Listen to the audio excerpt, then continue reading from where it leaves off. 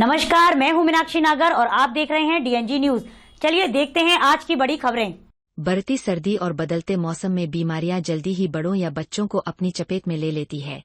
इन दिनों श्वास एवं हृदय से संबंधित बीमारियों की आशंका अत्यधिक बनी रहती है। इन बीमारियों से बचने के लिए क्या क्या सावधानियां बरतनी चाहिए, किन किन बातों का ध्यान रखना, इन सभी बातों के जवाब के लिए हमने बात की नीलम हेल्थ केयर के डायरेक्टर डॉक्टर सौरभ रॉय से। सुनिए क्या कुछ कहा उन्होंने इन बीमारियों से बचाव के लिए। इस समय अत्यधिक ठंड पड़ रही है और अत्यधिक सर्दी के कारण कई सारी बीमारियां हो जाती हैं। उन्हीं पर बातचीत करने के लिए क्या करना है और क्या नहीं करना है, किस तरह का खान-पीन हमारा होना चाहिए, हमारे साथ मौजूद हैं नीलम हेल्थ केयर के डायरेक्टर डॉक्टर सौरभ राय जी। आइए सर से करेंगे बातचीत और जानेंगे। सर, सबसे पहले तो आपका बहुत-बहुत स्वागत डीएनजी न्यूज़ चैनल में। धन्यवाद मैम। और मैं आपके माध्यम से सभी ब्रजवासियों का स्वागत करता हूँ। सर, अत्यधिक सर्दी पड़ रही है। सर्दी के कारण कई सारी बीमारियां हो जाती हैं। तो इस मौसम में पनपने वाली कौन-कौन सी बीमारियां हैं जो आम तौर पर हो जाती हैं? मैम एक्चुअली होता ये है कि जैसे इस सीज़न में ना हम लोग रज़ाइयों में बैठ के अच्छा-अच्छा खाना खाना या बहुत सारा खाना खाने का बहुत मन करता है, चिकनाई वाला खाना। तो जनरली साँस की परेशानियाँ और दिल की परेशानियाँ इस मौसम में थोड़ा सबसे ज़्यादा होती हैं।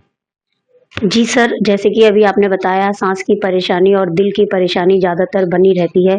तो क्या कोई उपाय है जिससे इनसे बचा जा सके? हाँ मैम, बिल्कुल योग, प्राणायाम, व्यायाम, इसके अलावा सुबह के टाइम में और शाम के टाइम में अगर पॉसिबल हो पाए तो खाना खाने के बाद एक शब्द होता है ब्रिस्क वॉक। हम लोग सभी लोगों को ब्रिस्क वॉक ज़रूर करनी चाहिए ताकि जिससे हमारे शरीर का जो खून का गाढ़ापन है वो कम रहे, कोलेस्ट्रॉल लेवल थोड़ा-सा वो कम रहे और हम ऐसी परेशानियों से थोड़ा-सा जितना हो सके बच के रह पाएँ। आमतौर पर देखा जाता है कि सर्दी, खाँसी इन दिनों आम बात हो जाती है क्योंकि तापमान हमारे शरीर का लगातार चेंज होता है। जब हम बाहरी तापमान के अंदर जाते हैं जहाँ पर तापमान बहुत कम होता है और फिर जब हम लौटकर रूम टेम्परेचर की बात करें तो वहाँ टेम्परेचर ज़्यादा होता है। उस कारण से भी हमें सर्दी, खाँसी की परेशानी लगातार बनी रहती है। तो उससे बचाव के लिए क्या करना चाहिए? मैम बिल्कुल ठीक कहा आपने। एक्चुअली होता ये है ना कि जैसे जब मौसम जब ठंडा होता है, तो ठंडे मौसम में हमारे जो साँस की नलियाँ हैं वो थोड़ी सिकुड़ जाती हैं, जिसकी वजह से ऐसी परेशानी होना लाज़मी है।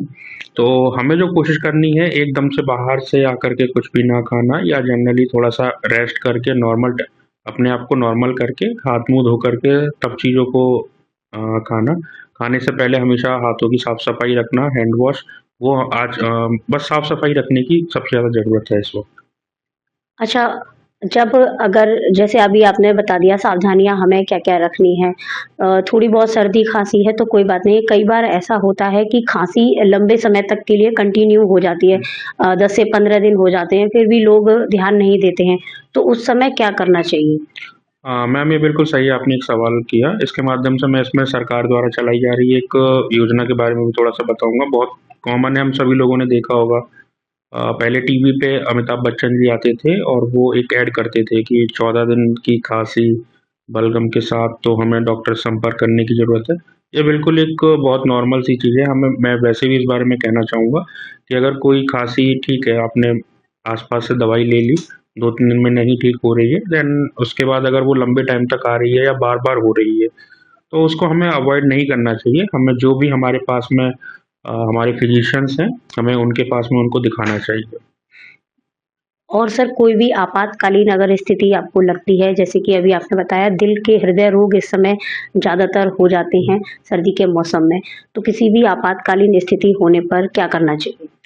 मैम आपातकालीन स्थिति में मैं यही कहना चाहूँगा कि जैसे हमें बताया जाता है और सभी लोग जानते हैं।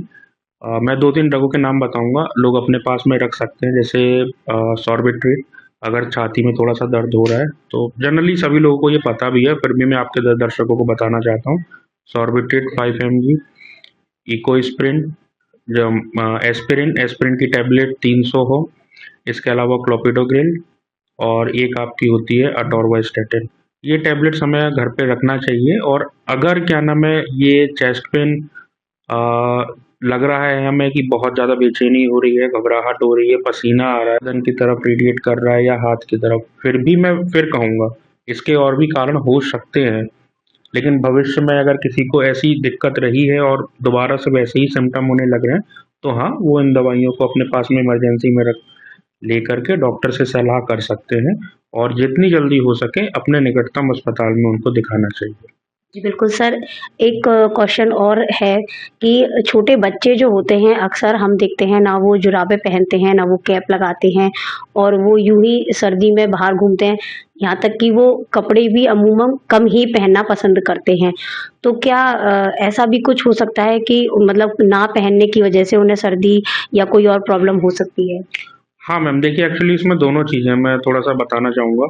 होता क्या है कि बच्चों का मेटाबॉलिज़्म बड़ों से थोड़ा-सा ज़्यादा होता है, जिस वजह से बच्चों के अंदर जो तापमान पहले से ही रहता है, थोड़ा-सा ज़्यादा रहता है, एनर्जी लॉस ज़्यादा होती है।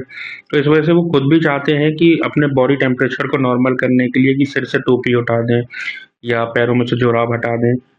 लेकिन हाँ, एज़ अ गार्जियन और एज़ अ पेरेंट्स होने के नाते हम लोगों को थोड़ा-सा उनको प्यार से समझा करके जितना हो सके इन चीज़ों से बचाने की ही कोशिश करनी है। ये एक स्वाभाविक प्रक्रिया है, इसके लिए हमें as a parents, as a guardian उन पे गुस्सा ना हो करके, क्योंकि वो जानबूझ के नहीं कर रहे हैं, वो अपना टेम्परेचर रेगुलेशन के लिए ही कर रहे हैं। बट हमें इस चीज़ को थोड़ा प्यार से बच्चों को डाइवर्ट करके, कैसे भी करके प्यार से इन चीज़ों को करने की ज़रूरत है और बिल्कुल करना चाहिए। जी सर, बहुत-बहुत धन्यवाद सर आपके लिए।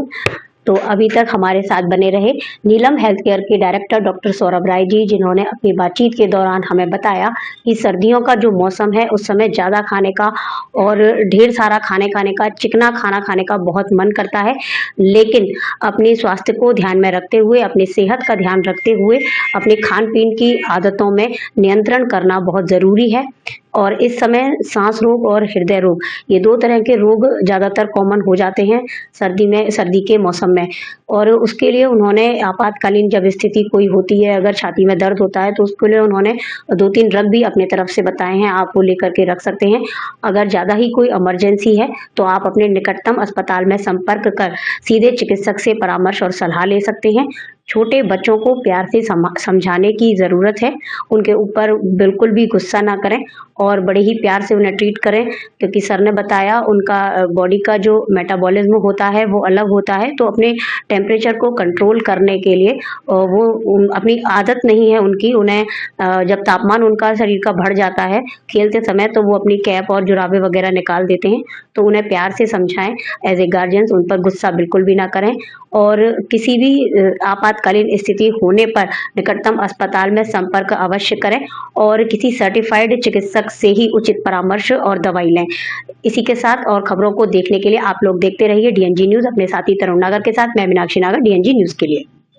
NABH certified Neelam health care 24/7 emergency and trauma, general surgery, laparoscopic surgery, स्त्री एवं प्रसूति रोग, हड्डी रोग, जनरल फिजिशियन, फिजियोथेरेपी, डेंटल सेवाएं, OPD मात्र 100 रुपए। इसके साथ ही नीलम हेल्थ केयर में लेवल 3 NICU उपलब्ध है। नीलम हेल्थ केयर में 24/7 इमरजेंसी एवं ट्रॉमा सेंटर रहते हैं।